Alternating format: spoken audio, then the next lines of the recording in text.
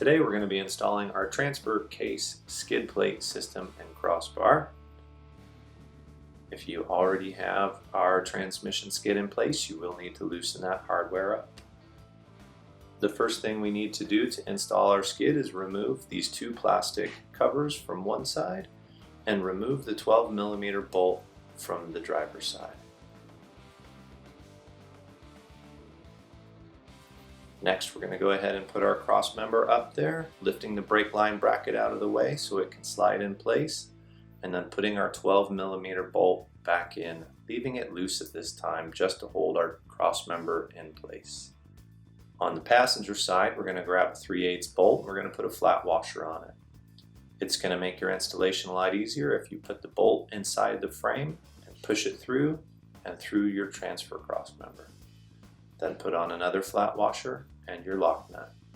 With those in place, push the transfer cross member all the way up against the frame and tighten the bolts.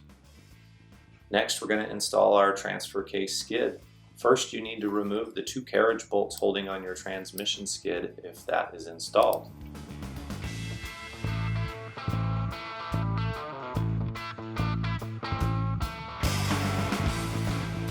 Next, go ahead and take your transfer skid and slide it between the cross member and the transmission skid.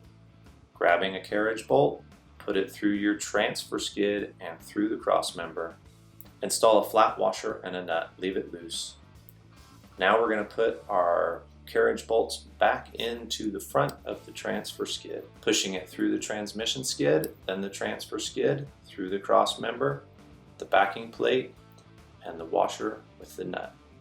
Get everything lined up and tighten down all your hardware.